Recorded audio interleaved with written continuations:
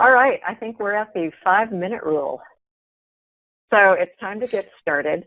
I'm Laura Ingalls. I'm the CEO of Abeja Solutions, and we get donor mail done. And we're so excited that you've joined us today to talk about avoiding costly donor mail traps. And the funny thing is, very few people talk about the production side of actually getting your donation letter out to actual donors, so it doesn't get caught in that dead letter office. So we wanted to do something really unique and talk about that today.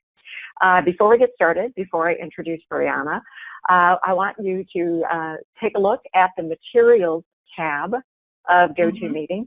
That's where we've got some links to some PDFs that we're going to be talking about today. But don't worry if you don't have time to download them. I will make sure that I email them to you in the next 24 hours or so. But just know that those are there. Also, you're muted, but that doesn't mean we don't want to hear from you. We'd love to hear from you in the chat, and I'll be monitoring that chat just to make sure that Brianna has that information for us today, and she answers your questions directly. I see we've got some folks who are working on their donor appeals, but maybe haven't done it as much. The nice thing is that Brianna and I had to figure it out on ourselves too, because so very few people talk about this, and we're going to show you what we learned so you don't have to read the USPS website, because that's a lot of fun to go through. So with that, let me turn it over to Brianna Klink, our Chief Operating Officer here at Abeja. Brianna. Hello, thanks for joining us today, everyone, and thank you, Laura. As Laura mentioned, we do all things donor mail, whether it's the production aspects, writing aspects, or getting you ready for those pieces, right? Getting data together, getting stories together, and all of that. This webinar is 75 minutes. We're going to share as many tips and tricks so you can get your donor mail done, because like Laura said, we kind of had to figure it out on our own, and there were definitely some expensive and time-consuming mistakes. Also, those frustrations that come along with learning as you go. So, first of all, I want to set expectations on where we are in the world right now of fundraising, and we're in the last half of the marathon. If you are planning to do a fall campaign, you need to get it in the mail in the next 3 to 5 weeks. Thanksgiving, for any food banks or pantries that really want to fundraise before Thanksgiving, you have 10 to 12 weeks. And for holiday campaigns, 13 to 14 weeks. And that might seem like a lot of time, but as we go through all of the steps to produce your mail piece, you might realize that that's just enough time. So this is the end of a series. If you've joined us before, thank you.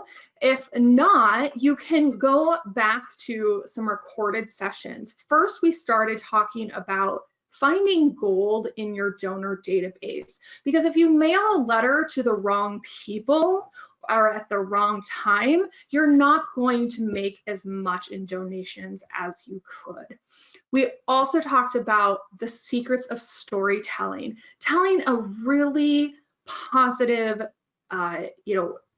specific story about one person to open those heartstrings and those purse strings from your donors. So those are both recorded. Discover Gold in Your Donor Data is on our website right now, and Unlock the Secrets of Storytelling will be up in the next 48 hours or so. But you can keep an eye out on our blog, or we'll share that in email. So today we're going to talk specifically about the production aspects to save you time and money. We're going to talk through mailing options first.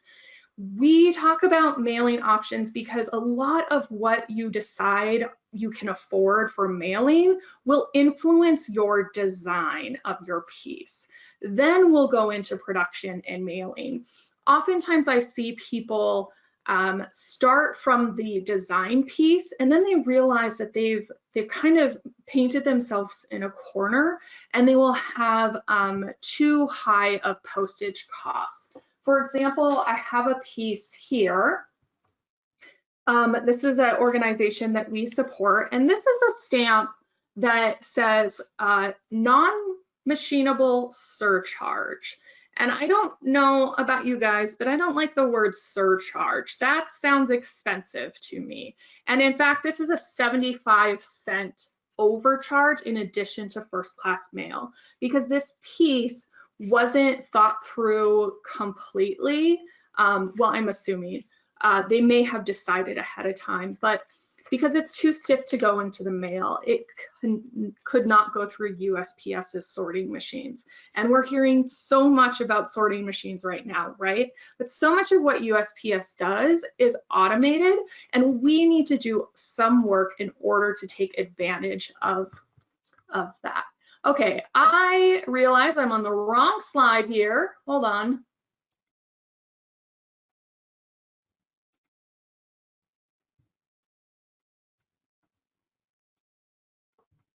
Okay, I apologize for that.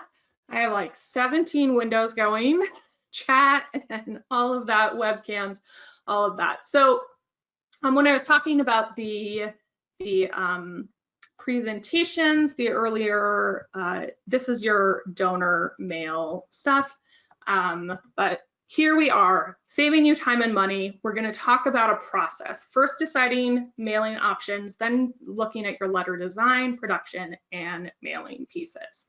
Apologies for that. So let's talk about mailing options. A few of you said you didn't have a lot of experience with mailing, and that's fine, because it's not something that anyone teaches us in school. You kind of have to learn it on your own. And most fundraisers are fundraisers by accident. I think I've met 2 out of the dozens and dozens of fundraisers that I know that actually went for a program, to do fundraising. So the first thing that we want to talk about are the 2 factors that impact the price of your postage the most. There are dozens of other factors, but we're just going to focus on 2. One is the format, so the actual size and shape of your envelope and how much it weighs and how bendy it is, right? And then the other thing is the class of postage. And this is how fast that piece of mail is going to arrive in mailboxes. So USPS posts its standards. They are not guaranteed, but it posts their service standards on their website. So you can see from this zip code to that zip code, a first class stamp will take 2 business days. Or if you're going all the way across the country, it might take 3 business days. And a bulk mail or marketing mail stamp, which we see in this nonprofit org one, is the service standard is something like 5 to 14 days. So within the same geographic area, you're looking around 5 days. Sometimes it's 2, sometimes it's 1. But these aren't guarantees, but these are estimates that USPS provides. And then we also have your prepaid postage, your indicia. So that's another way to choose a postage class. So class is really about what are you going to stick on the envelope, how USPS is going to charge you, and how fast it's going to get to your recipients. So your format, there are 3 primary options. So non-machinable mail is something like this piece. It's also your square Christmas cards that you got on Shutterfly and then realized that they were a lot more expensive than you thought. Never made that mistake. So non-machinable mailing, you want to avoid like the plague. But there might be certain instances when you have to use it, or it is the most effective option for what you need to deliver to your recipients. It will qualify for non-machinable if it's over 3.5 ounces it's square, it's rigid, it's too bendy, and there's not really a rule around that you just pretty much have to go to the post office and ask, say, this is my sample mail, will this be machinable or not? And they can kind of tell you. And then USPS also has minimum and maximum dimensions for a piece of mail. In fact, you cannot mail a Post-it sized piece without additional postage, right? Because it's too small. Why are we not seeing advancing slides? My goodness.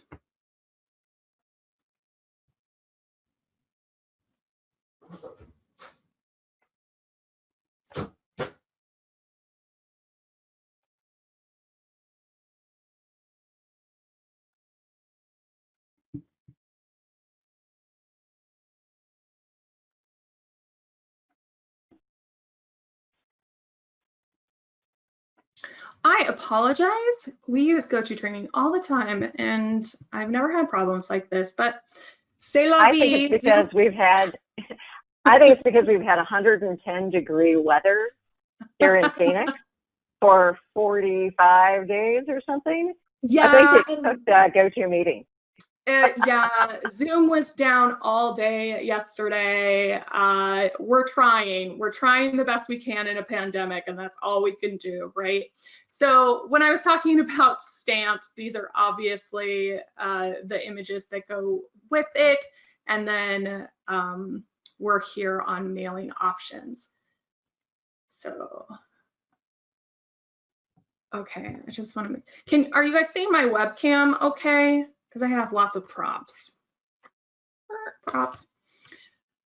Okay, apologies. So non-machinable mail, avoid it. It's going to get you this surcharge and it's extra expensive.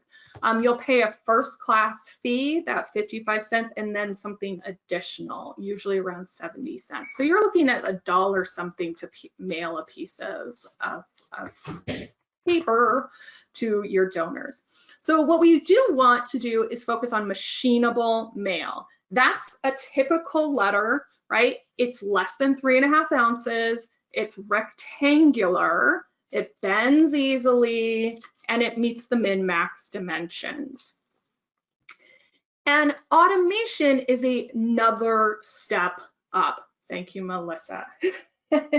Automation is when you do some work on the mailing. So what I've got pieces here. Okay. So USPS will barcode pretty much any piece of mail that goes through their system, but they give you a discount if you barcode it yourself. So this is a piece that USPS barcoded, right? It's kind of printed on the envelope. And when you get your mail, you can kind of see these things. Sometimes it's a sticker on top, sometimes it's printed on top, and there's usually a back side. It's very hard to see this, but it's a very faint red sort of barcode. But what you can do to get automation discounts is print that barcode directly on the piece. Let me make sure. Okay, here we go with my webcam. So on your letter, you print that barcode, and that's an intelligent mail barcode. USPS gives you discounts if you include that, but you have to have a batch of at least 200 pieces to qualify for that discount of identical pieces, right? And you have to make sure that your addresses have been updated with NCOA and follow CAS rules. So I'm going to take a little asterisk time and say the National Change of Address, or NCOA database, is how Home Depot finds you when you move, right? You submit paperwork to USPS, they say, oh, this address is going to go to this address now, and they notify your credit cards sometimes, and anyone who wants to sell you things like moving boxes. So if you want automation discounts, you need to make sure that your list is updated with people who have moved. At the same time, CAS refers to the coding accuracy standard system. I think so. It doesn't matter. But it's the coding accuracy part. And that means that your addresses have been carefully vetted against USPS's formatting standards. So if you go to a retail store online and you go in and you enter your billing address and your shipping address and you click submit and it says, you told us this address, but did you mean this address, right? And you're like, oh yeah, that's my address. It's just, it says W only instead of W with a period for West. And you say, okay, great, yep, that is the coding accuracy system in place. And in order to get automation discounts, you need to use it.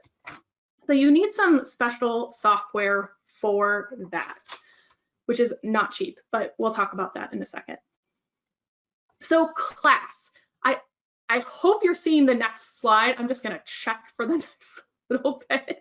We're talking dozens and dozens of classes at USPS, but I want you to focus on 3 potential classes. You want to consider choosing first class if you absolutely need the fastest delivery, right? You have an emergency situation, you need to get it out, and you know you're going to recoup your costs.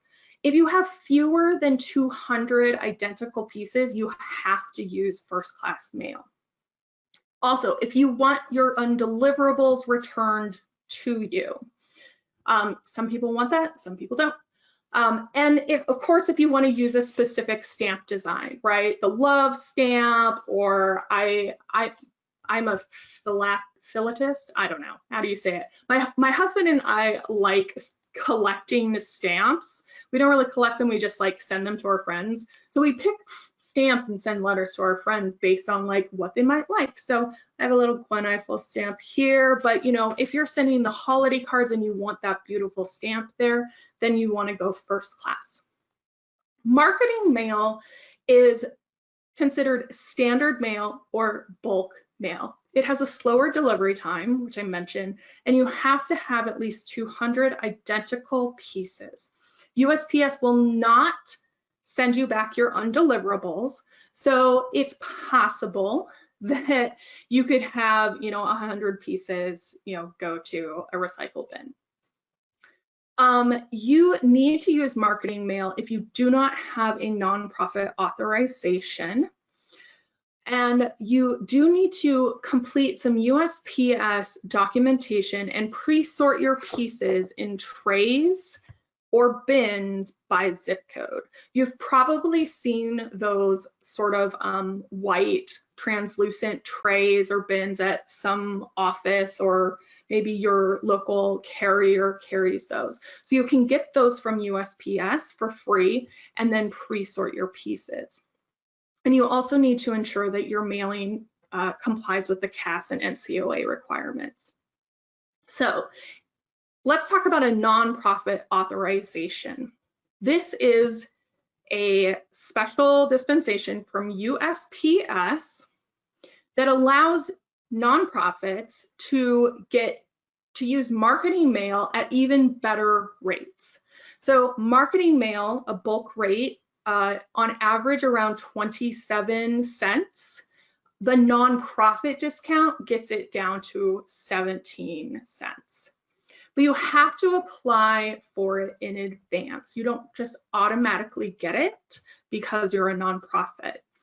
And then there are some things that you have to verify for each piece of mail. If you're sending a flyer about a co-sponsored event that has some commercial aspect to it, then it doesn't qualify.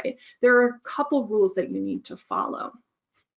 So that nonprofit mail, let's talk what you can do for USPS marketing mail and nonprofit mail. So they're essentially the same thing except for the price break. And you have 2 options for those pieces. You can do actual physical stamps. So you'll see these USA nonprofit stamps, webcam.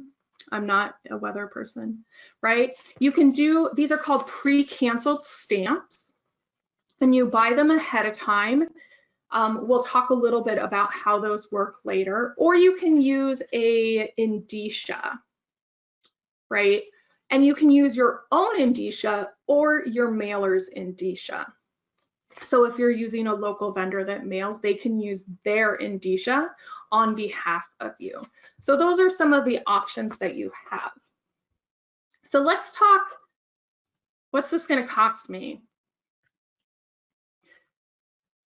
So I talked a lot about, you know, you've got to sort mail, you got to get a list together, all that sort of stuff. So, I mean, ballpark, we think about the mailing options in terms of not just the price of the postage itself, but the cost of our time and effort.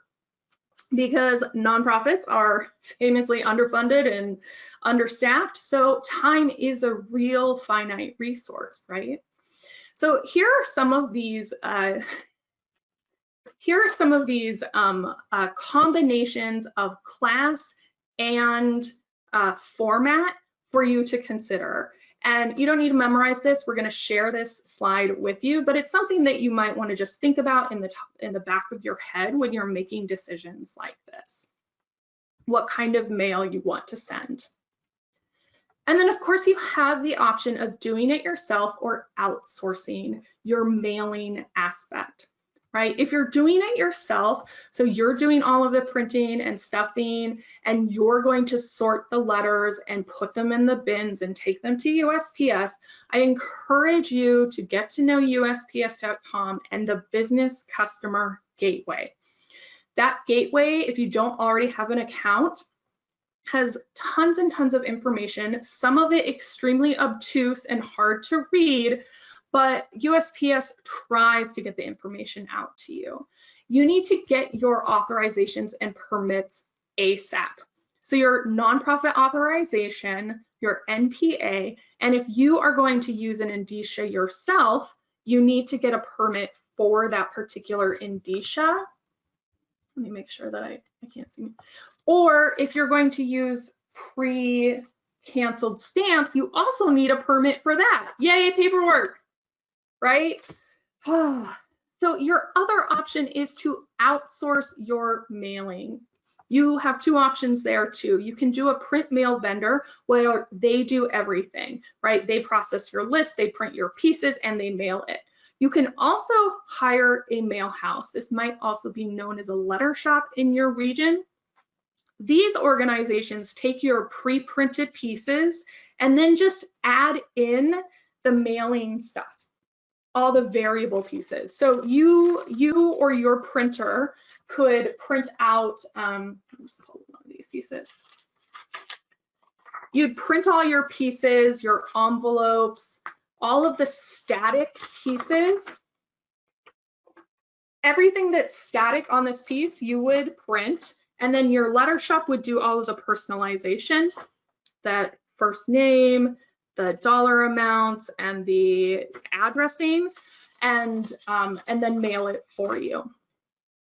Going outside will get you the best automation rates.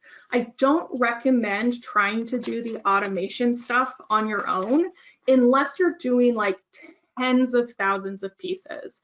Then, I mean, you're probably not coming to a webinar like this if you're doing that.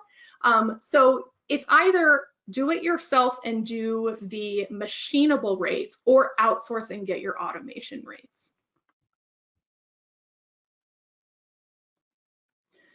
So of course you are absolutely, empowered to make your own decisions, but we've done dozens and dozens of mail projects, and we generally look at them in 3 buckets.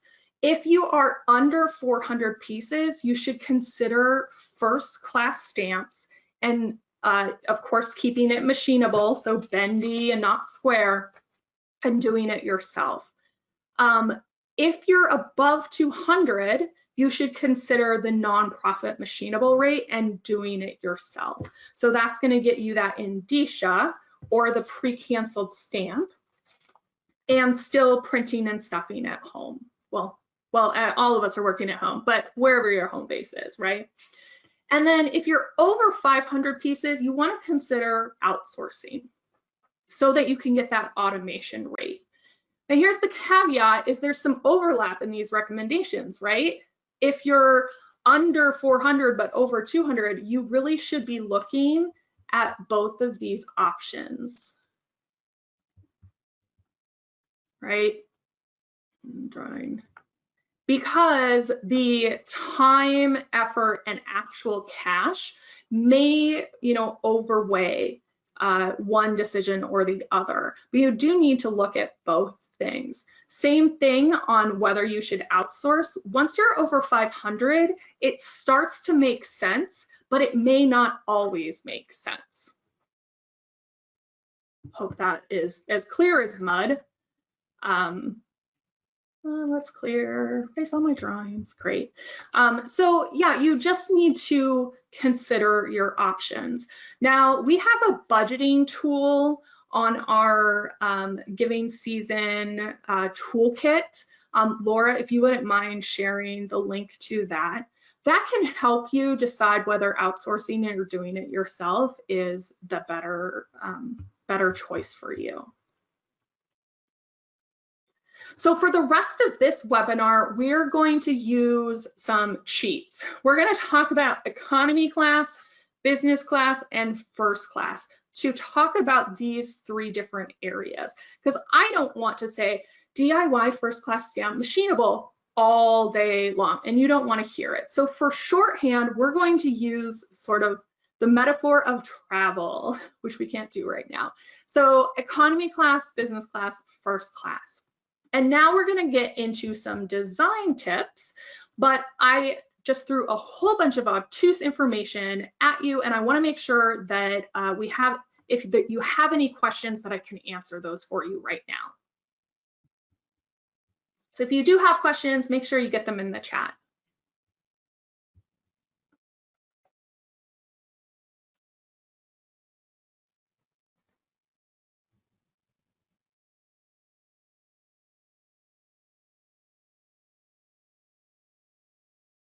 So there was one question about, does a nonprofit need to get the NPA only once or for each mailing? You get it only once, but you have to mail at least once every 2 years. So every 48 months, you have to do one bulk mailing of at least 200 pieces in order to keep it active. It's possible that your organization already has an NPA. We actually had a client that was like, I don't have one. And through calling USPS and all sorts of stuff, they found that they had actually applied for one in the late 70s. So USPS was able to reinstate that. Of course, their mailing address had changed, their actual organization's name had changed. So you do need to keep up with your NPA, make sure that it has your latest mailing address. And I'm going to talk about some of that a little bit later too. Hey, Brianna. Yes. I put up a link for the USPS abbreviations, how they like to see Boulevard D, BLVD, and how they like to see way a certain way. Is there more to CAS than that? I put up the link and then I was like, oh, there might be more in CAS than I know. Since I'm just a scribe in this partnership. I write people's fundraising stories. So is there more to CAS than that? Not particularly. CAS is following the formatting, and there are some tricks for that. Like, you don't put numbers in front of a suite, right? If it says suite, STE. So yes, you can inform yourself and just get in the habit of following the USPS standards in your database. But some of them are a little obtuse. I know you can get 80%. Periods. I know I'm forever putting periods on envelopes, and you were erasing them because that does not make USPS happy. Yes. So in Laura's storytelling series, she said your English class did not prepare you to write fundraising letters, and your English class also, or your keyboarding class, when you learned how to write a business letter, right? block and this is how you, that didn't teach you how to follow USPS standards. You know, that those periods after, and I learned to do 2 spaces after a zip code. Those are all gone. Everything is focused on computer OCR, optical character recognition. And so anything superfluous is, it just makes the machines, the AIs, a little bonkers. So grammatically correct, but the robots don't like it. All right. Yep, exactly. Exactly. All right, so let's talk about the design. So you've decided on what your mail is going to, what your mailing options are, what class and format. So now let's look at design. So we're going to talk very specifically about our favorite letter format. The specifics of these tips and tricks can apply to a lot of different formats. If you've got holiday cards coming up, right? You know, you've got newsletters. A lot of these tips apply, but this is the format that we use, I would say 80% of the time with all of our clients. It is cost effective, it has a good response rate, and it's easy to do for most printers and for you internally. So we just keep coming back to it. So if you're preparing in the economy or business classes, this is the number one thing that I tell people: buy legal paper that is pre-perforated 3.5 inches from the bottom. You can buy these in a lot of places. We use perforatedpaper.com or Uline. I have a stack of it here. Buy it in bulk, right? And it's pre-perforated. And the reason we use perforated paper is because you don't want to give your donor any excuse not to complete that form right then and there. And if they have to find scissors to pull off the piece, then it's just a really, it's annoying, and they're probably going to rip the piece. This literally happened to me 2 days ago. I was paying a bill. It's for my house's flood insurance, and therefore it's the only bill that I have to physically write a check and mail back the little slip for, and it wasn't perforated, and I tried to rip it, you know, using like the fold, rip it, and I cut it. It was like, whoop, and I was like, no. Anywho, I want my flood insurance because it's monsoon season around here, and my neighbor's house flooded a couple years ago, so I want flood insurance. Definitely want that out the door. Of course, you need ink and toner. Buy 25% more than you think you need. I have traveled 15 miles to the only Office Max that sells that one cyan that fits into my ancient inkjet printer. I don't want you to do that. Just buy it ahead of time. You know you will use it. Just get some extra. You want to use number 10 window envelopes. You know, so number 10 is just the size, and it's a pretty standard thing. And you can get some with the, this is called glassing, or you can get the open ones. It doesn't really matter. But the window, this format, this format has the address in the lower corner, so that when you fold this piece, it goes right into the envelope, and you don't have to worry about matching pieces, right? I have printed labels and printed letters, and then you've got response slips, and you've got 4 different things that you need to match, and then you lose a slip, or you sorted the distribution list a little bit different and you can't find it. It's very difficult. Okay, I have a question. Can you show the address near the camera? Yep, let me make sure I can see myself. All right, so here's that address. Let's look at this. So here's the full letter, and I've folded it, right? And so now it's in, oh, this way. Now it's all the way in this lower corner. And so when I slide it into the envelope, it just works like that. right? It's going to save you a bundle of time and a lot of reprints when you lose those labels or forget something under something that slid under a bureau or something. I've definitely lost reply slips like that. And then of course you want to have your response envelope. That's another thing that will ensure that your donors can send back your piece. I doubt any of you are financially able to pre-stamp them, and that's okay. People understand that. But you want to include a pre-addressed return envelope. This is a number 9, and that fits perfectly into a number 10 without any folding. You want to have those too. And of course your stamps. Buy them as soon as you know what general quantity you're going for. Post offices run out of stamps. They run out of the design that you want, and they especially run out of pre-canceled nonprofit stamps, and especially in the holiday season.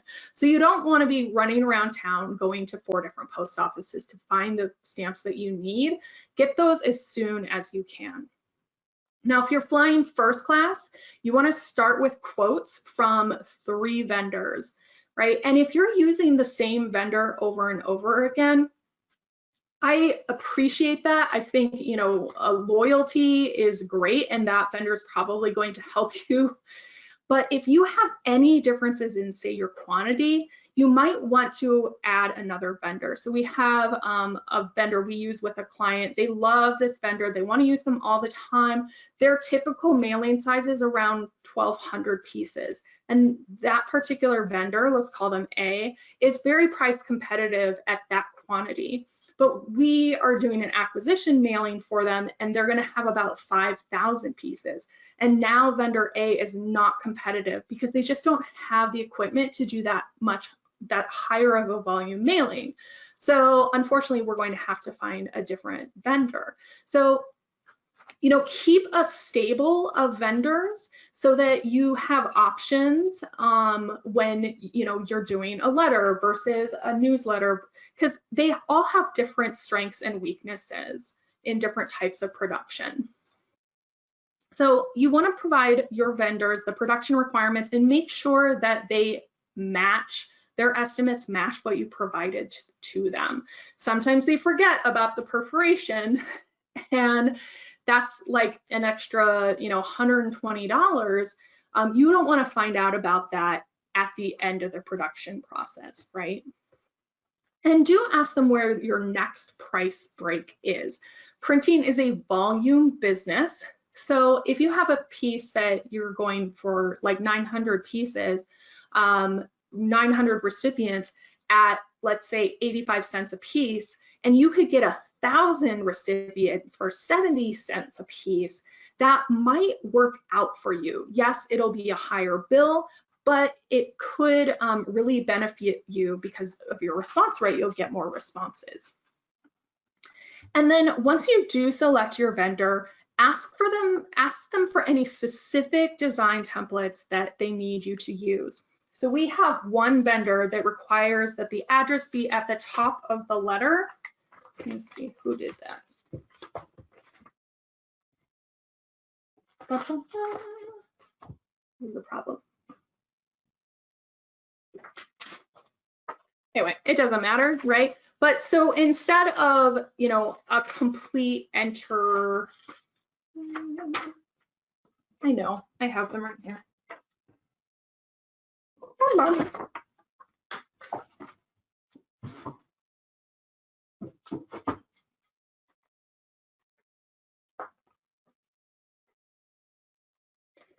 So these are the print proofs before. So this particular vendor requires the address to be at the top, and it's just because of the way that their folding machine works, right? So their automatic folding machine does half and then half. So the response slip is on the inside.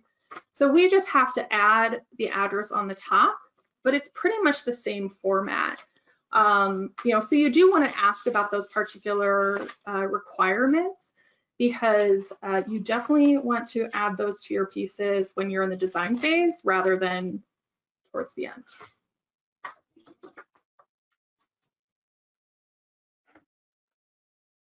All right, so design. So these tips apply whether you're traveling economy, business, or first class. You want to design your letter in a publishing software, in layout software like InDesign or Publisher. Check TechSoup.org for nonprofit discounts. But avoid using Word or anything not related to print. You're going to get lesser quality pieces and you're not going to have as much control over where things are. And then you do need to avoid bleed. So bleed is one of these things that on cards looks really great. So for a Christmas card, definitely include your bleed. But the way that we saved money on this particular piece is by including a 1/4 inch white space around the edge. This just means that in the printing business, let me back up. In the printing business, if you have a full bleed, so color all the way to the edge, they have to print this on a larger piece of paper and then cut down to the edge. So you get fewer pieces in the larger pieces that the printer, prints on. Same thing if you have bleed on an envelope, you're going to have to open up the envelopes and make custom ones so you can get all the way to that edge. Just like your printer at home, professional printers can only go so far to the edge of a piece of paper. So avoid bleed whenever possible. For your letter, you want to have color only on the front and back grayscale. This will save you pennies, but those pennies add up, especially when you're doing, 2,000-3,000. And at the same time, variable data, so that's all the personalization. Dear Brianna and Arturo, right? This is VDP or variable data printing. It's got my name, my address, and gift amounts specific. Let me make sure that this is coming through. Gift amounts that are specific to us as donors, right? All of your variable data printing should be on the front, and then the back is static. That's going to save you pennies, and at scale, it really makes a lot of sense. If you're doing things internally, doing your design and not outsourcing the design, you want to make sure to do the TAP test for address placement. And I'm going to show you how to do that in just a second.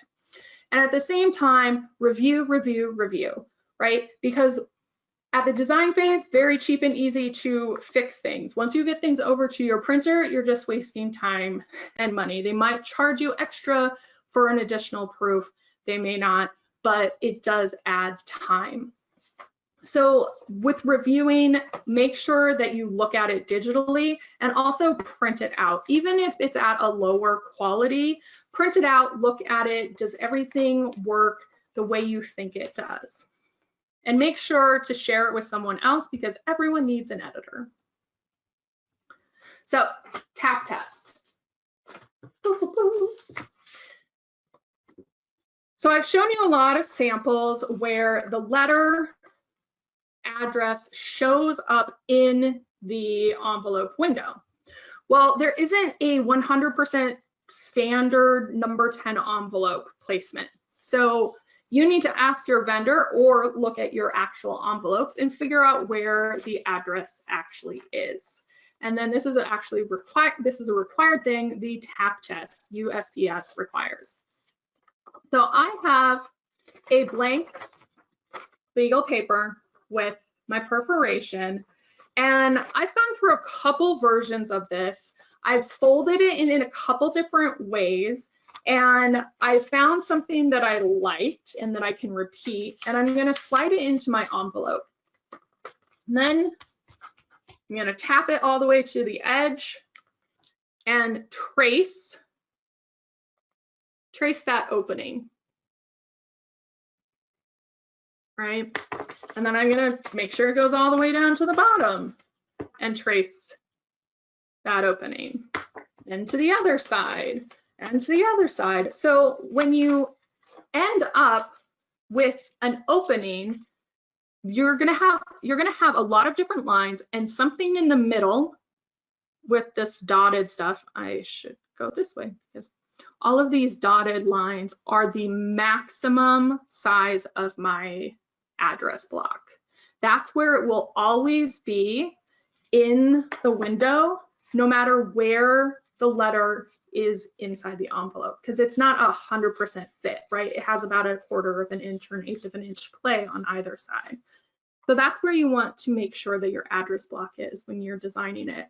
And you can see I've even measured this, so I know that I'm 13/16 away from the edge, and this smaller block is 13/16 and 3/8 of an inch from the bottom. So these are the envelopes that when we're printing internally, this is just what we'll use. And now I have a template that I can always use for my tap test. Isn't mailing fun? I hope you guys aren't bored out of your mind. Yeah, if you are, just send it to us. So let's talk about the distribution list too. This is part of your pre-production process, and this is the same no matter whether you're economy, business, or first class. So we recommend starting with your active donors in the last 3 years and then adjusting to your budget, right? Maybe you can afford a little less or a little bit more. Export your list from your donor database and then edit as necessary. I have never been in a situation where a chief fundraising officer had 0 edits to the distribution list because someone got divorced or someone died or someone moved, right? They know things, someone went off to college, they know things that haven't gotten into their data yet. Then you want to calculate personalized gift strings. We're going to talk about how to do that on the next slide, but let me just talk about the importance of personalizing your gift strings. So say Laura and I are donors to your organization, and Laura's last gift was $100 and my last gift was $25. And you send out a letter to both of us that is asking us for $50, right? That's that first ask, 50, 75, 100. Well, you've just done something that makes me feel a little bit bad because 50 is out of my range, right? We're talking hypothetically. I gave you $25 last time. So maybe ask me for 35, but 50 is a big jump. That's 200% of what I gave you last time. And for Laura, she gave you 100 and now you're asking her for 50. And these gift strings have a psychological effect on us, right? They set the floor for what we're thinking on how much to give. So Laura's now looking like, oh, they only need 50, but she's capable of giving 100, and she has in the past. So you leave money on the table when you don't personalize your gift strings, and you also can alienate some donors who are on that lower end and you're asking too much of them. All right. So once you calculate the gift strings, you want to make sure to add seeds. So those are people on your team, yourself, your executive director that aren't going to be donors, but you want them to receive the mailing. One, so you have a sample of what actually got sent. This is important for checking in on your vendors because sometimes they might say they did something and then they didn't. We had this problem with some perforation not so long ago.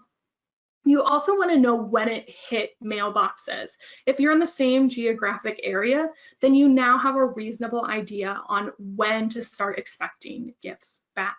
And if you have a digital campaign that's going to go along with the donor mail, then you have, an idea on, oh, we definitely need to get this up and all that.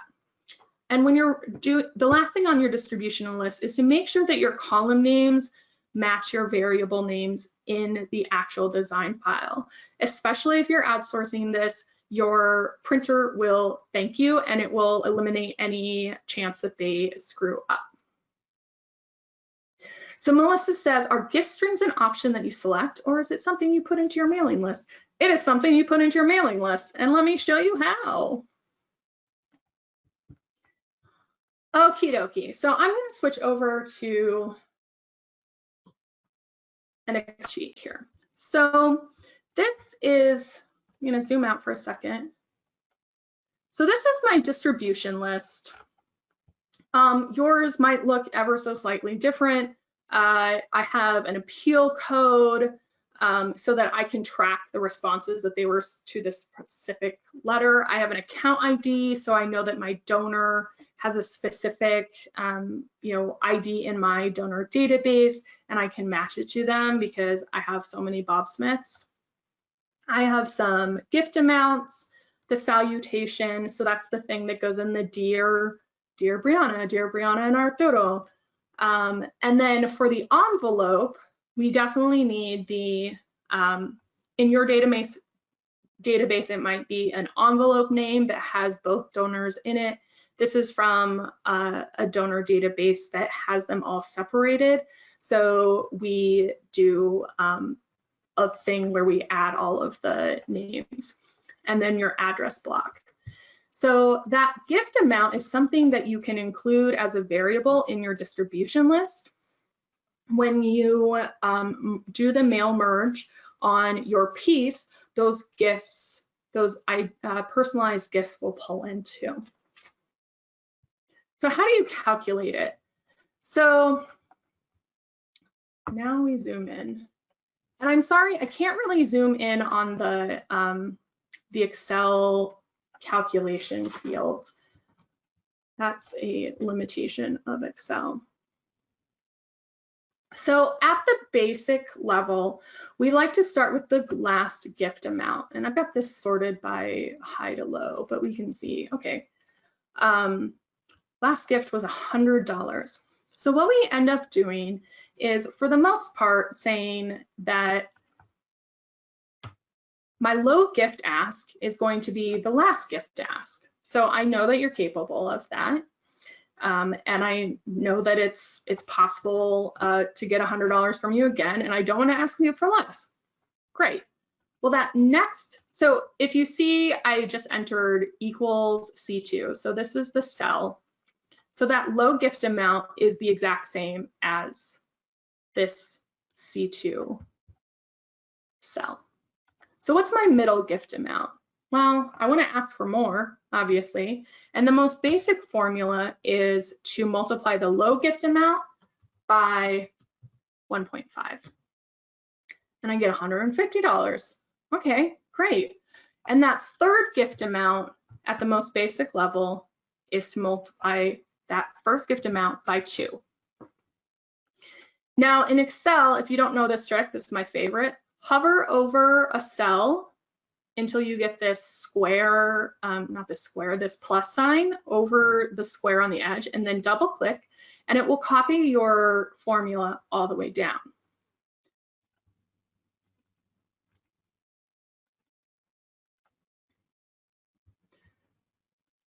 Great. Well, let's look at my larger donors. Gosh, I don't know if I feel comfortable asking them for $1,600, so maybe let's modify this a little bit. So you can adjust your ask strings accordingly.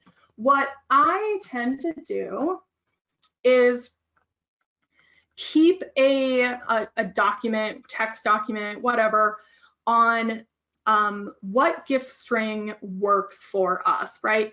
That I just gave you the basics. Last gift times 1.5 times 2. You can also add some rounding in there so that if a gift of $37.50 was the last thing, then you're actually asking for $40. You can round to the nearest $5 in Excel. You can do a lot of things in Excel. But what I'll do is, once I figure out what kind of works for my particular donors, I'm gonna write it down as English, right? This is a Salesforce database, so they don't actually say like donation.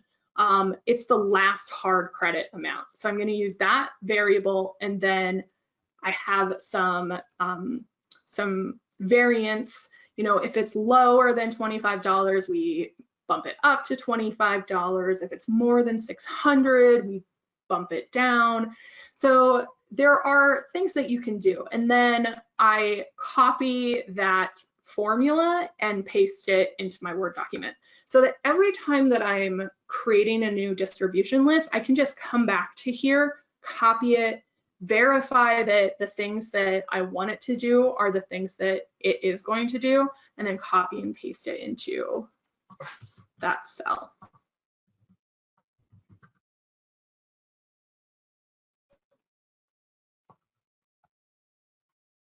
So let's just do this. So you'll see that this is now the max that we're asking on the low end is $650. Angeli, are you asking about the Word document or the Excel document that you'd like us to share? The Word doc, okay. I'll get that saved and shared out. Of course, though, like your mileage may vary, right? The patterns in your data, again, going back to that original database question or the Data Gold webinar, it's like your data is your data, and what perfect string works for you will not work for another organization, right? You need to pay attention to that sort of stuff and adjust, measure your response rates and adjust. But I'm happy to share that document with you. So that's just a pretty, you know, high level look at how you can calculate personalized ask strings. And now let's talk about the fun stuff, NCOA and CAS. Of course, when you're doing production, you, if you are flying economy and you're doing these first class stamps, then it's completely optional, right? NCOA, who moved, CAS is all about formatting. It's completely optional, but if you haven't mailed your donors in a long time, I'd recommend doing it because you'll save money not sending postage or on postage, not sending letters that will not be delivered. If you're doing business class, right, with this pre-canceled stamp, then it's required. Your donor database might do this for you, or you may need to hire it out. There are tons of vendors out there that can do it. We help people with that if they need it. But you're more than welcome to go to any data broker and do that. And for those of you who are flying first class, it is absolutely required, and your vendor will do that for you. So I see a question from Anjali.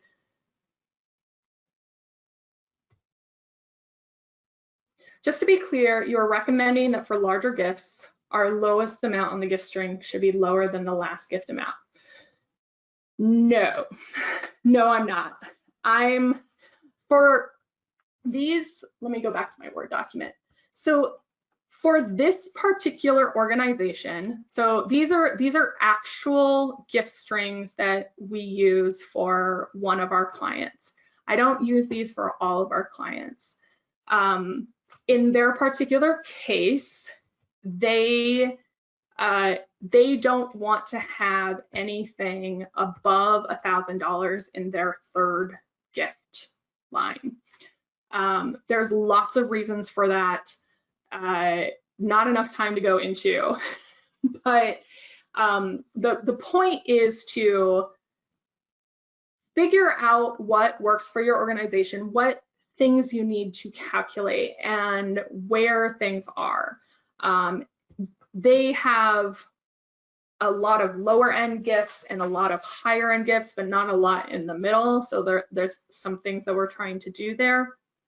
It's all about your fundraising strategy and where you're trying to go. So if you're trying to re-engage deeply lapsed donors, then yes, I would say their last gift, which was 4 years ago, you should ask for something slightly less.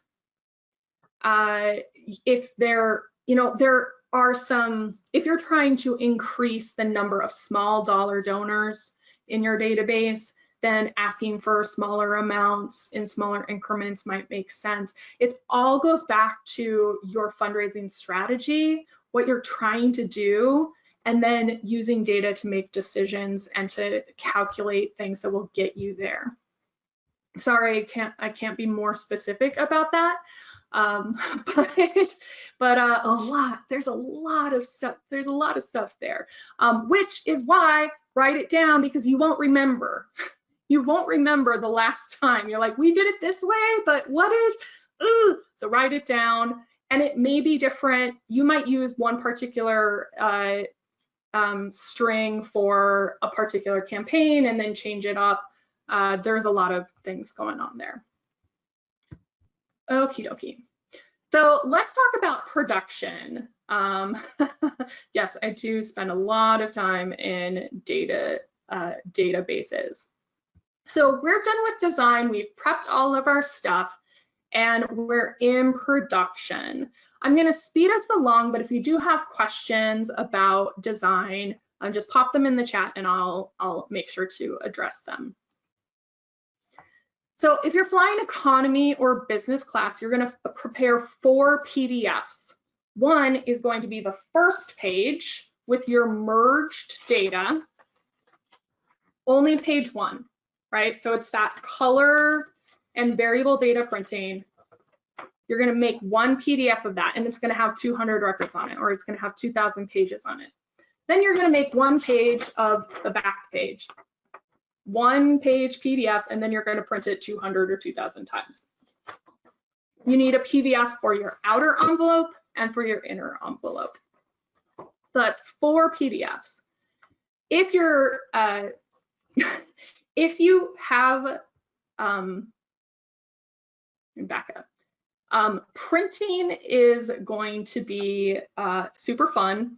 And if you have the magical option of multiple printers, divvy it up based on the speed and the colors and the toner, all that sort of stuff.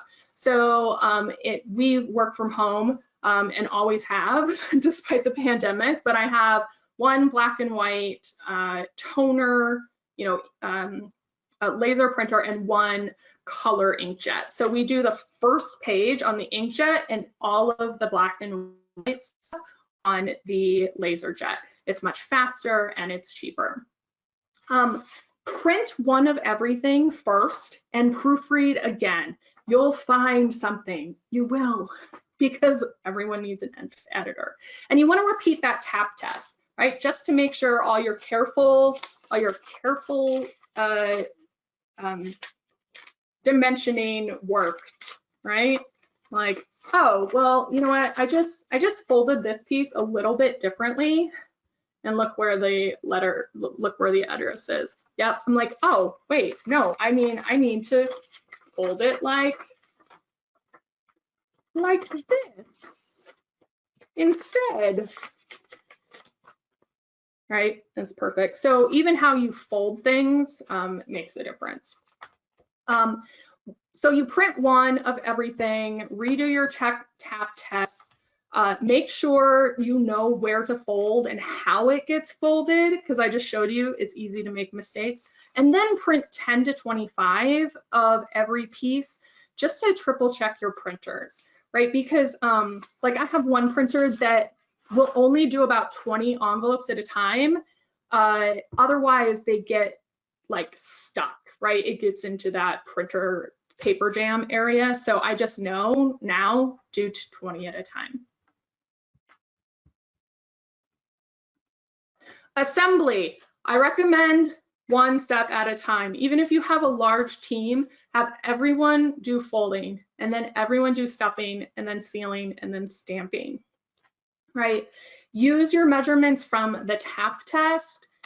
You can figure out folding by measurement, like by actual distance, or ballpark it by, oh, it's on this line. We do it under this line or after this line in this blank area. I love using things other than my fingers to crease. 1, It's much easier to crease things in a large batch. Never fold one piece of paper at a time. It's a complete waste of your time. Fold 5 or 7 pieces, sometimes 10, and use a credit card or a ruler, some sort of hard edge to crease it. Not only will you save time, but you'll also prevent paper cuts. If you're lucky enough to outsource your piece, then your printer is going to take care of most of the production aspects, right? You are going to expect to review your proofs, and you'll receive your CAS or NCOA results so that you can update your database. Your proofs might be soft or they might be hard. Ask your printer what they can provide you, and they'll ask you, hopefully what you prefer. So if it's a new printer, I would recommend getting a hard proof. That means that they're physically going to print out a piece, all the pieces, and fold it, and so you can touch and feel and say, yep, that looks great, our colors are good, you got the perforation, everything's good. If you've used them a couple times and they know your process, then a soft proof or a digital copy should be just fine. Mailing. Mailing's the fun part. No, not really. So if you're flying economy, you're using that first class stamp, you're lucky. You just have to drop it off at any mailbox. The UPS store will take it even, or your post office box. Or of course, if you're in the office, you can give it to your letter carrier. If you're flying business class with either an indicia or a nonprofit stamp, then you need to sort your pieces in bins or trays by zip code. And USPS has long requirements that are pretty easy to understand. They're on their website, but pay careful attention. Then you will complete a USPS form specific to that mailing. It'll ask you, what the piece weighs, how many pieces there are, things like that. You'll prepare your payment and then go to the post office where a USPS representative will go through your mailing, double check your paperwork, and then you'll pay them.